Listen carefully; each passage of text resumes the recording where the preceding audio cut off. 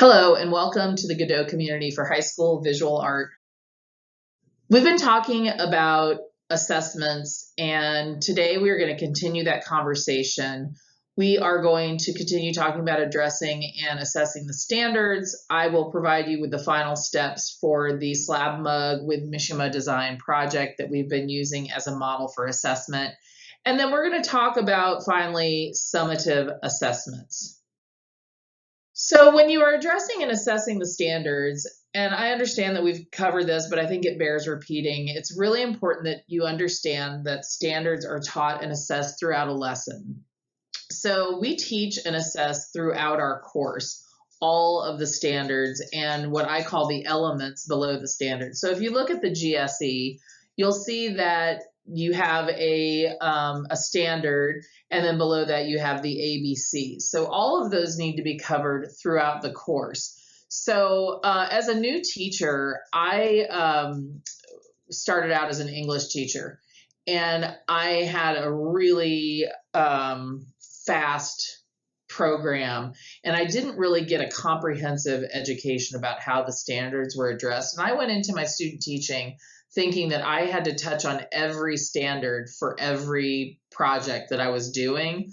So, obviously that can be overwhelming. So just understand that the standards are meant to be taught throughout the course of the class. The current GSE were designed to be a bit broader than the former, and I think they're also a little bit more comprehensive, even though they were pared down. So the purpose was to get rid of a lot of redundancies, to allow for some flexibility. Understand also that some of these standards can be addressed multiple times. So, you are maybe assessing the use of alternative surfaces or different firing techniques throughout the course of the class. And so assessment of some of the standards might pop up. Some of the standards might pop up more than once. Remember again that as we are assessing throughout the course, that they don't always need to be formal assessments. However, they should be evidence-based. So based on the production, based on student performance, that's what we want to be assessing. Another great thing about the GSE is that they are super user-friendly. I think the language is accessible not only to teachers, but to students. I've provided here a snapshot of what I might include in project instruction. So I'm old school, so I still give the students I'll call it a handout. However, in our digital age, it's a file that they can access. And I don't necessarily go over with a fine-tooth comb the language.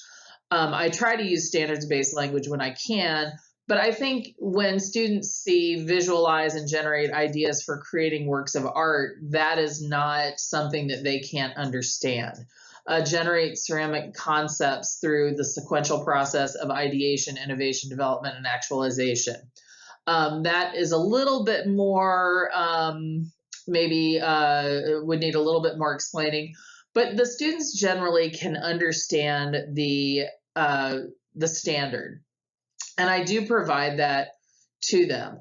I think that if you feel like if you are like me and you hand out or provide a written instruction, you don't have to have these embedded in the instruction. These could be a little one-pager on the back or, provided somewhere else. However, I think for me, I don't just want to provide my students with a VH or VAHSCR.1 and then assess them without giving them some explanation as to what that standard is. This link will provide the slab mug and Mishima surface design step 2. View the demo on continued construction. Please note the identification of points for formative assessments that I continue to do throughout the lesson.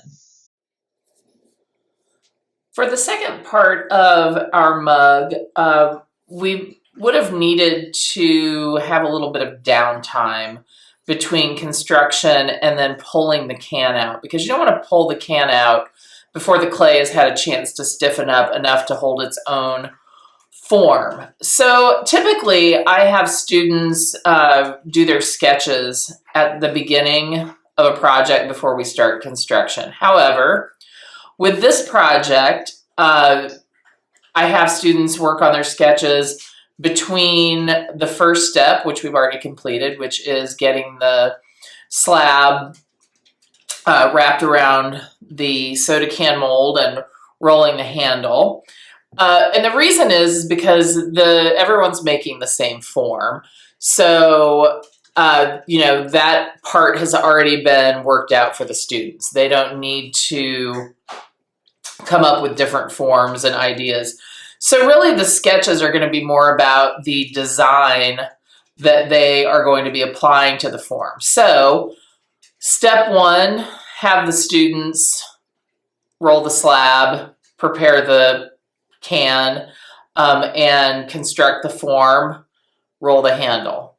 Step two, work on sketches, and then that will allow the clay some time to stiffen up, and then here we are ready to continue. So this clay has already had a chance to set up.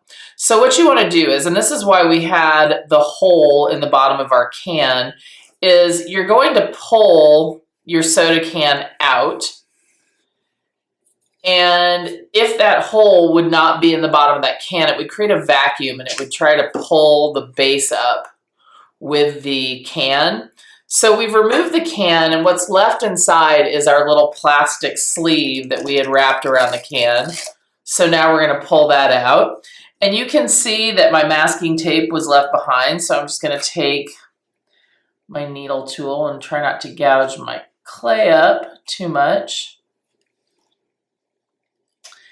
And now we have a nice cylinder form. It's stiffened up so that, it's still got some flexibility to it, but it's going to hold its form.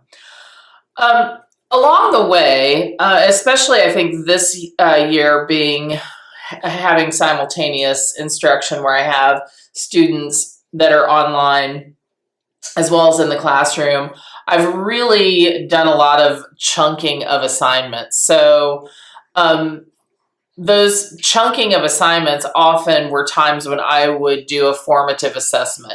So now would be a good time to do a formative assessment. So making sure that the students had constructed the form correctly, making sure that they have the handle done correctly. And then even, sketches can act as a formative assessment, because the sketches tell you how well the student understands the assignment criteria. So now that we've pulled the can out, we want to pay a little bit of attention to what's going on inside. So the clay is still smooth enough that I am able to, flexible enough and has enough moisture in it that I can go in and smooth out that interior seam. I get a lot of mileage out of using paintbrushes, so I might just take a paintbrush also, and I don't want to add too much water, but I'm running a paintbrush along that bottom interior seam. And because these are smaller, you can't fit your hand inside, you may want to take something, some tool. A lot of times I tell students to use a paintbrush handle or a fettling knife handle. And down near the bottom where I can't reach, I'm going to smooth that side seam. So we just want to make sure that everything is nice and clean.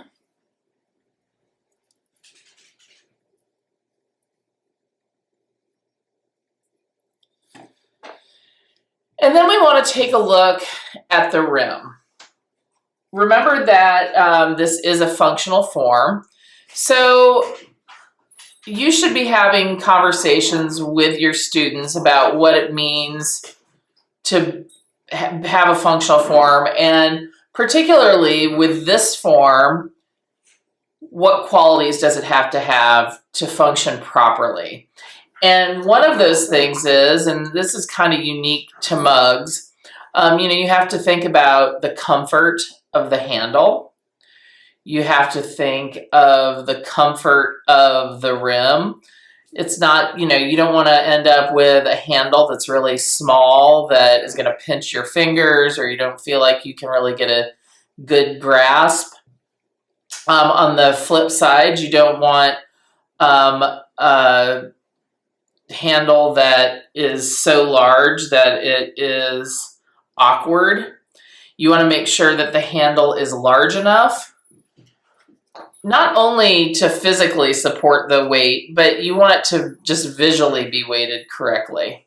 So I take a little bit of time to smooth out the edge of the rim.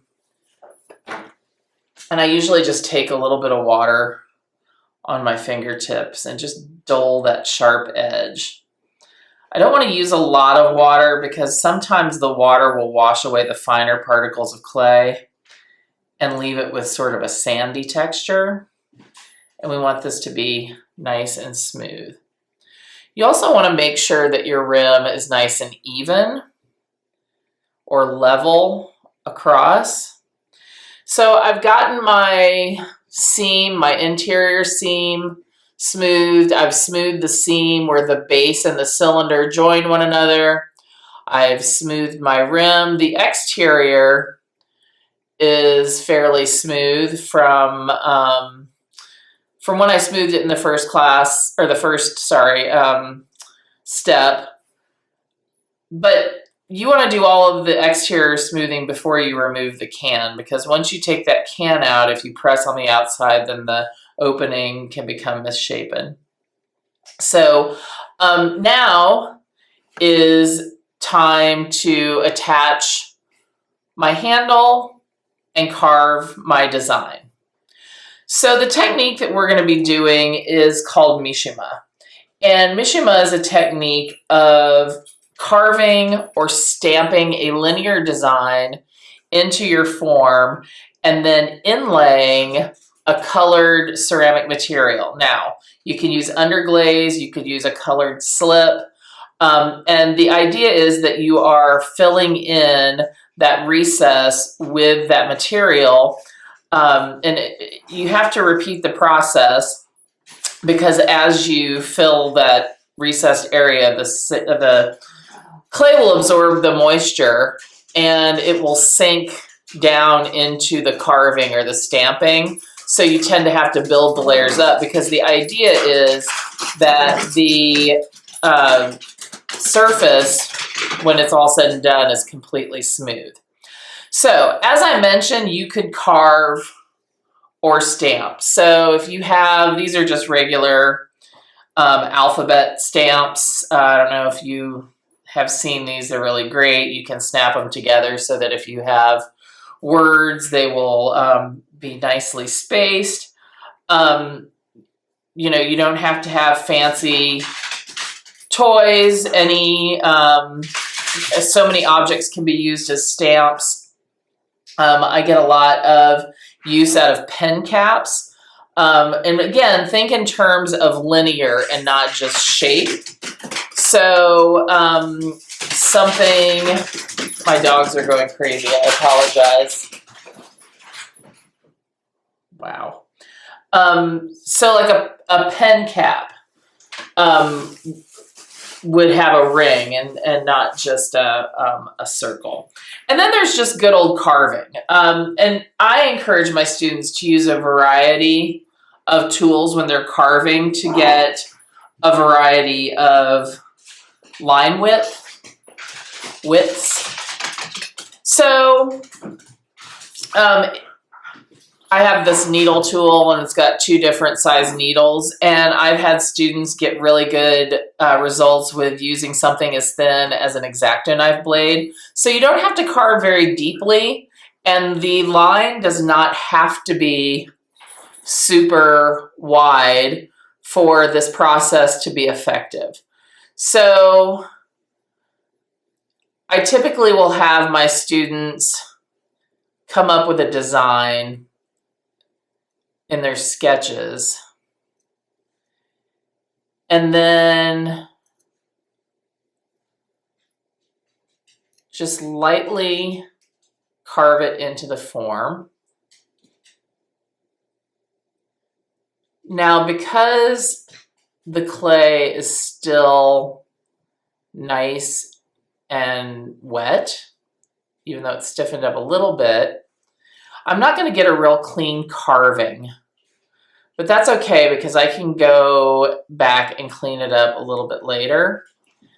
What you want to focus on is just not going too deeply. Again, the Mishima is going to register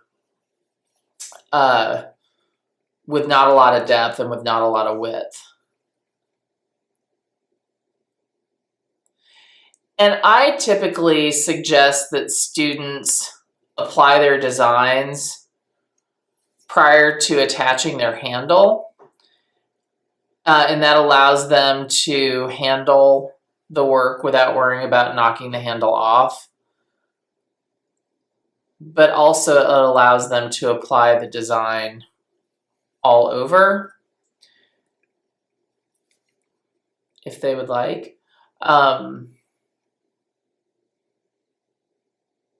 And I'm just doing a simple curved line.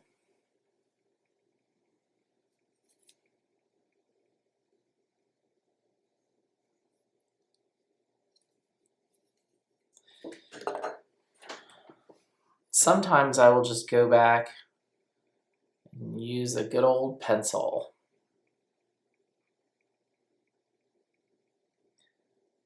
Pencils are really good because they have that beveled end that'll allow for varied thicknesses within that same tool.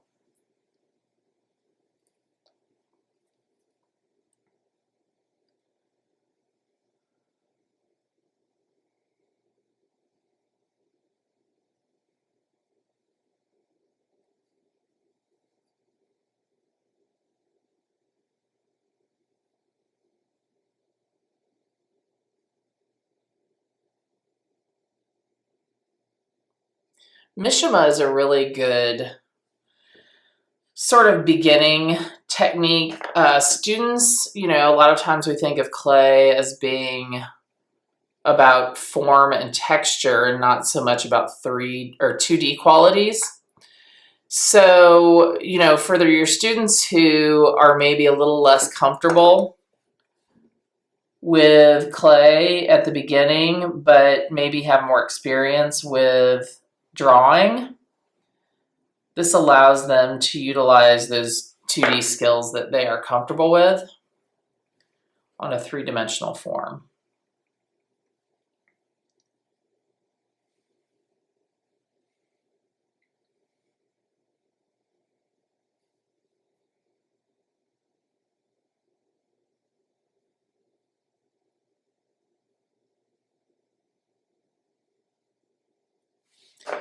Okay, so I have a little line design that goes all the way around my cup. I may go put a couple of little dots.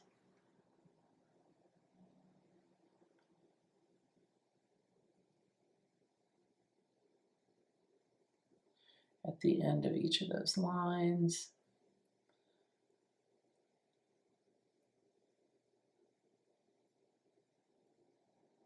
Again, I'm not going real deep.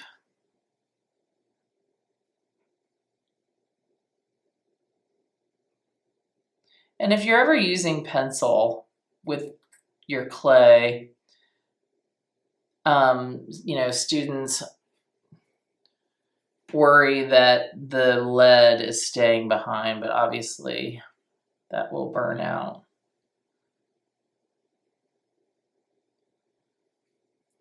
So just a little added detail there.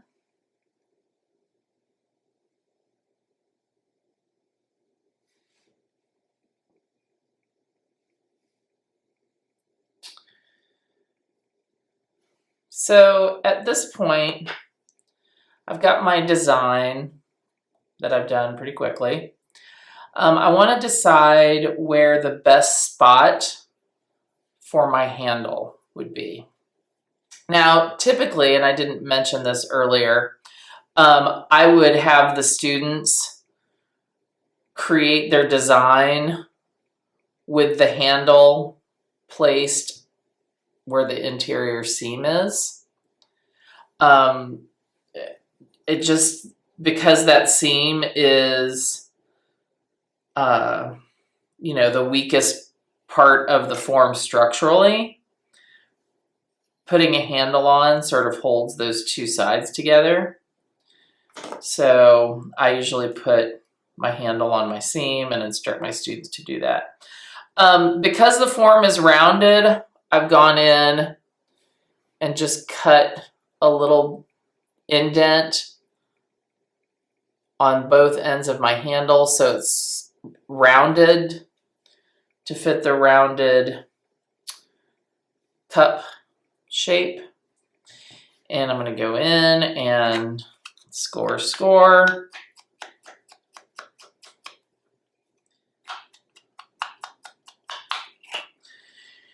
And when I figure out exactly where I want the handle as far as how high up or far down on my cup, I'll just take my pencil and I'll mark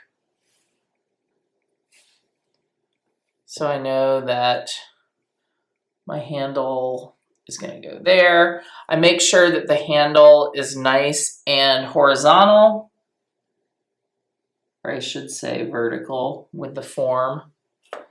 I'm making a horizontal line at the top of the handle, but I want to make sure it's nice and lined up.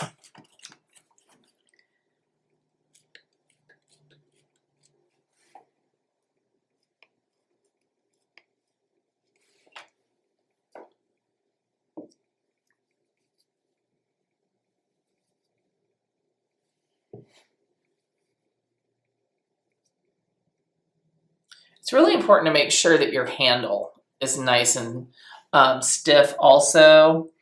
You don't want the students putting handles on when they're too soft because they tend to just sag and you get these sort of almost upside down looking handles.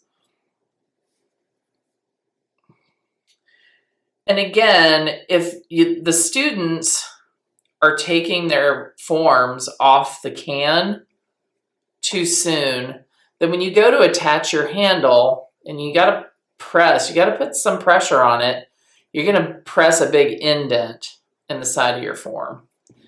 So you want to be sure everything is nice and stable.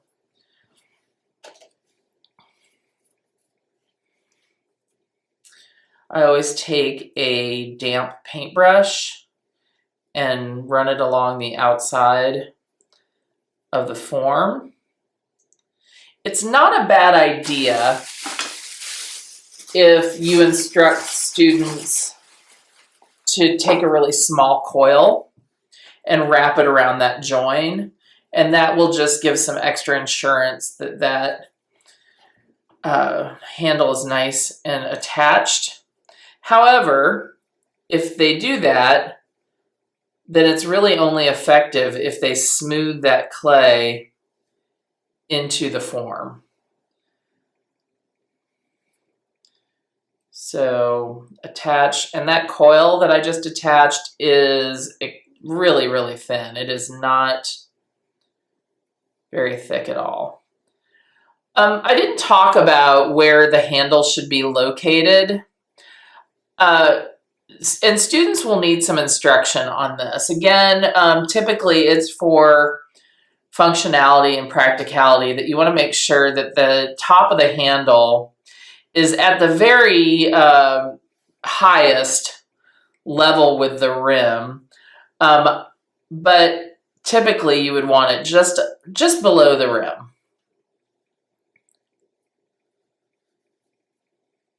And then obviously the bottom of the handle should be above the base so that your mug can sit flat on a surface.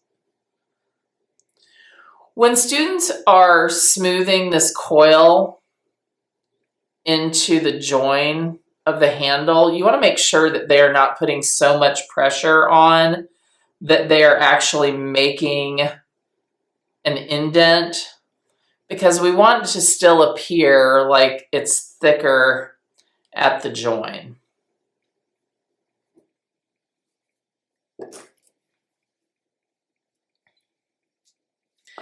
And depending on what your students want to do, they can only do the small coil on the top if they have a pretty secure join. I'm going to go ahead and do it on the top and the bottom.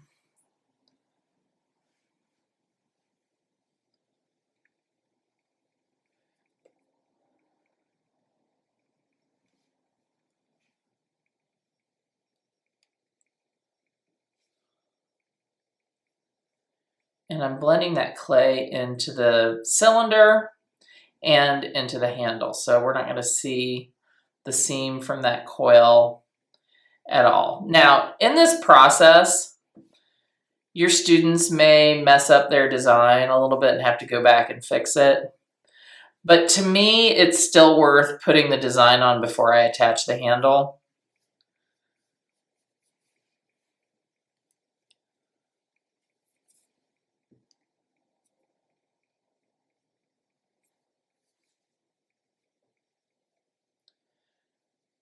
Sometimes students also have trouble getting their finger on the interior of that join of the handle. So again, I have them use a tool, and that tool could be, it could be a pencil, it could be a paintbrush handle.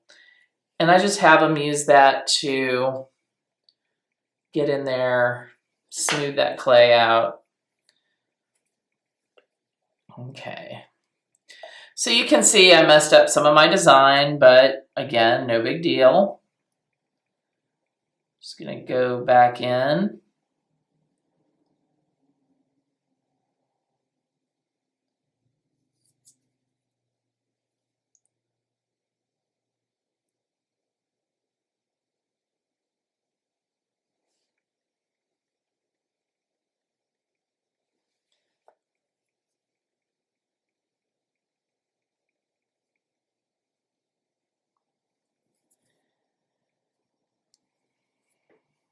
Well, I think now that I'm looking at it, I want one more curved line.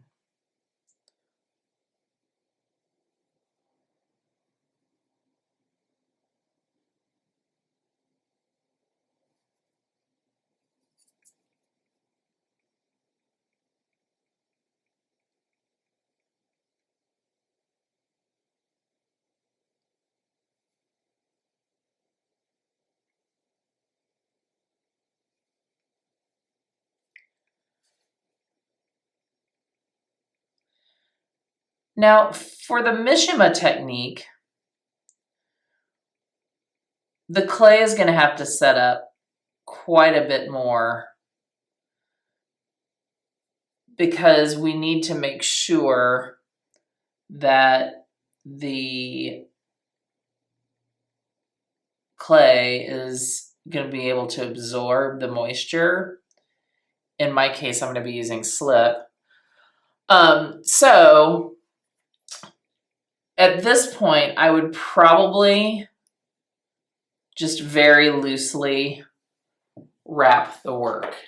It no longer would need to be wrapped up airtight because I do want it to start drying a bit.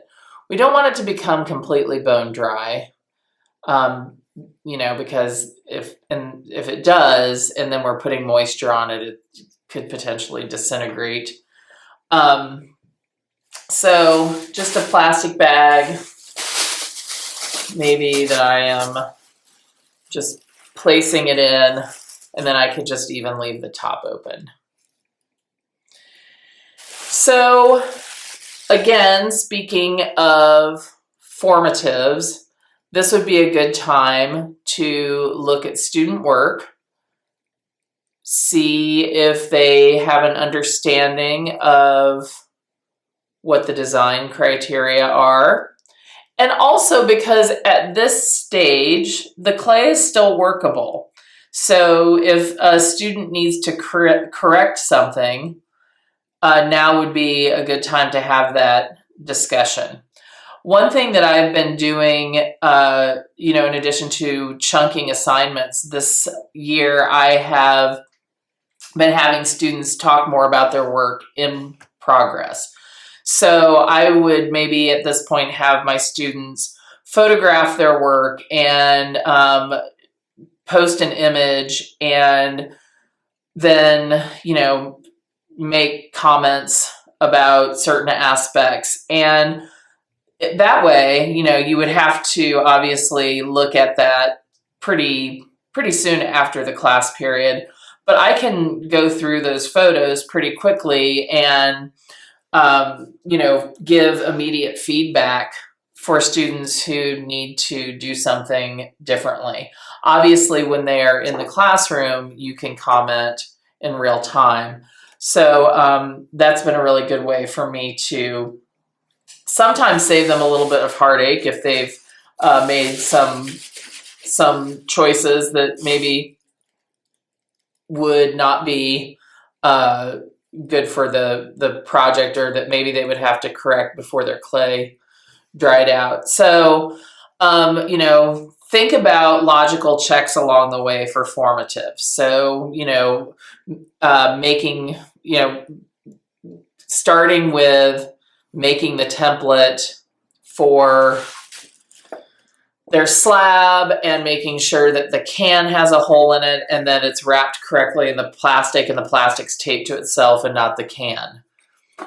Checking that form right after it is wrapped around that can, looking at the handle, making sure it is made correctly. Another good time for a formative. Cans out, interior smooth, design has been applied. Another good time for a formative. You'll find the final step of the slab mug project. In this one, I will show you the Mishima technique. This could be an opportunity for 2 assessments if you choose. So depending on how you like to break things up, if you wanted to stop at the end of step 2 and assess the construction of the form and give a summative assessment of that, and then have them apply the surface design and give a separate summative assessment of that, you could. I tend to like to grade everything all at once, and I typically like to grade after everything's fired, because I think until work is fired, you can't really gauge how well it's constructed. So you kind of have to find your own path with that. Please enjoy the video. So the next step is applying our surface design, which is a technique called Mishima. Mishima is named after a Japanese island, and it was used started in the 16th century, but it is actually Korean in origin. The technique for Mishima is you are inlaying or drawing on clay by inlaying a slip of a contrasting color into your clay body. And so I use a slip that you can buy dry, and it's called Bernard Substitute. I believe it's named after Bernard Leach. However, I'm not 100% sure about that. I don't know if this is a slip that he used, but it is a really nice, rich, dark brown that when high fired turns almost black. The reason that I like using my own slip that I'm mixing from dry is that I can control the consistency a little bit better. Now you can use underglaze for this. You could make a slip just from a different color clay, like here in Georgia we have a lot of Lizella, so you could do that. I find that Lizella can be a little bit groggy, so you might get some larger granules that may not create the smoothness that you want. But it's pretty versatile. I mean, as long as it is a ceramic material, I would probably select something that is not a glaze. It's going to work pretty well. I like mine, as I said, I like to be able to control the thickness. And the thickness is about that of a milkshake. And so you can see that I started by refining my line design. So my clay at this point is leather hard. And you want it to be at least leather hard. You can actually do this on pretty dry clay. However, we know that the drier the clay, the more fragile it is. The reason that you want your clay to be a little bit drier is because you want it to start to absorb that moisture from your slip or underglaze or whatever it is that you are choosing to use. So you can see that I've refined my lines.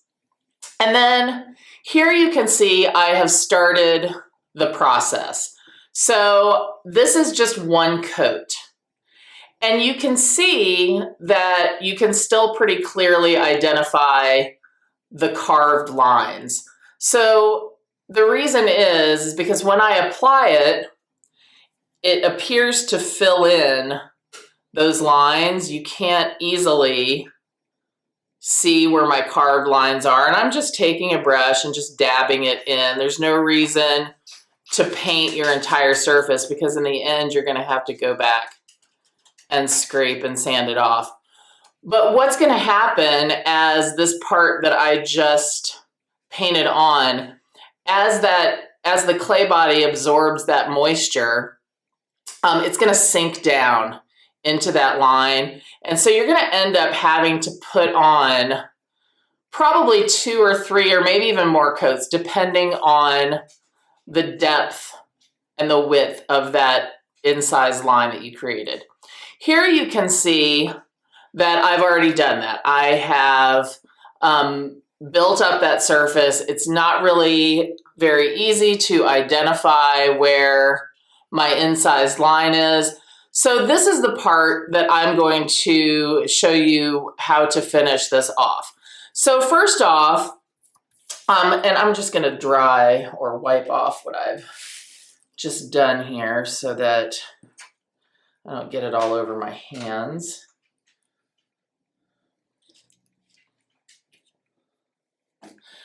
Okay, so first off, you want to make sure that your inlay material is completely dry on your form. And there are really 2 ways to approach this, and you could use one or both of these methods. If your clay is dry enough, I would suggest a good way to start is taking a metal rib tool. You could use some sort of blade for this. And you want to just very carefully start to scrape away that extra slip that you have on your surface. And in doing this, you just want to be careful that you are not creating any unintentional surface. We don't want to fire this and be able to see scrape marks around all of our designs. So I typically do this in tandem with a green scratch pad. So I'll get the majority of the raised area off.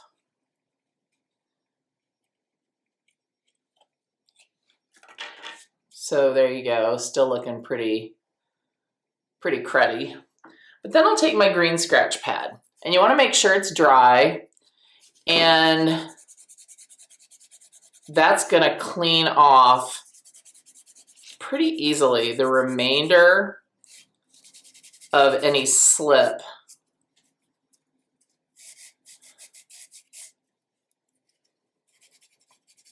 This will also help smooth out any areas where maybe you did scrape into the clay and get an unintentional surface. So as I mentioned, if you just wanted to use the scratch pad, you could, but I find especially with students, the more that they are working on this, the more likely they are to get a break. So, or break part of the form. So, you know, if I started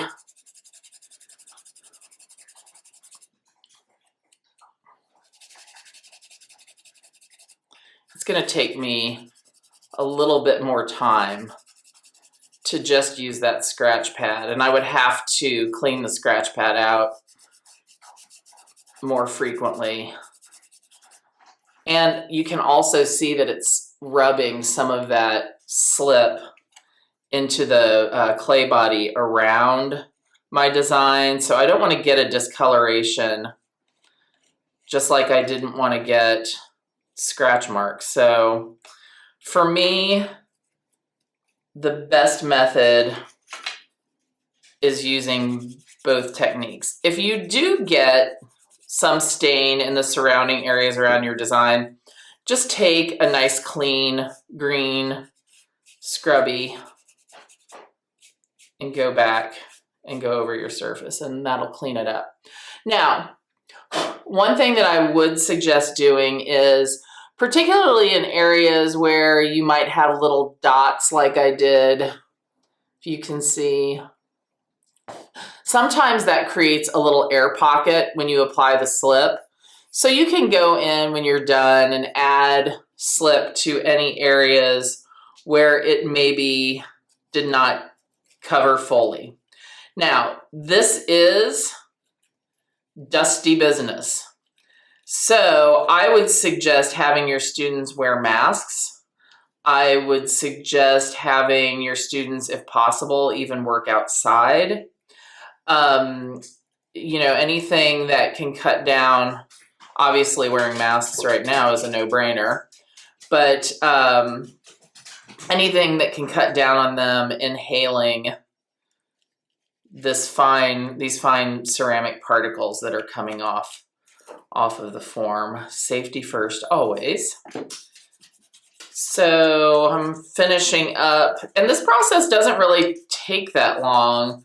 You know, it's one of those things that I probably, once their mugs are finished, as far as construction of form and carving in or stamping in their design, we may move on to another project and then just build in time, you know, every day or at, you know, however they need to, because they're really going to have to monitor their own dryness and, you know, the thickness that the slip needs to be from one student to the next is going to vary. So this probably isn't something that you want to spend days on, but instead maybe work on it for, you know, half of a class and then have them work on or move on to something else. But this is the Mishima process. After this gets bisque fired, I will go in and I will put a clear glaze, at least on the exterior. On the interior, a lot of times I like to have them do a color so that they do have a little bit of a color component, and that contrast is really nice. So I hope that you found this information useful. I think that the takeaways here are that it's a good talking point for form and function. They are learning a way of working with slabs that isn't just your regular stiff slab box. They're using a mold and learning about using molds. They're learning how functionality often is dependent on the usability of attachments such as handles, the comfort of the rim. And of course, they're learning a surface technique that is a carryover from 2D that they probably are already pretty comfortable with. So they've been drawing since they could hold a crayon. So this is sort of a crossover for a ceramic process. So you may have identified additional areas for formative assessment in the last step of the project. On this slide, I've indicated the GSE that we've addressed so far in the lesson, and it includes everything from the critique of student work to planning and ideation, and even construction and the surface design. Again, formative assessment is most of what we do, so it may seem like there's a lot of assessing going on, and so much so that you might never have time to teach. But remember that a lot of this is done through observation while you're monitoring progress. So it doesn't have to be a situation where you are writing a grade down even. So this is, that day-to-day that we're doing where we're correcting and we're modeling good practice and addressing issues for the entire class as they come up. So once the projects are completed, you will then have a summative assessment. So one thing that I feel is really important is providing a standards-based rubric. So I had that long list of assessments that were covered, and standards that were covered. And from those, I glean which ones I feel would be in some districts call them power standards or priority standards, but those standards that I feel are what I want my students to walk away with. That understanding to me is the takeaway from the overall project.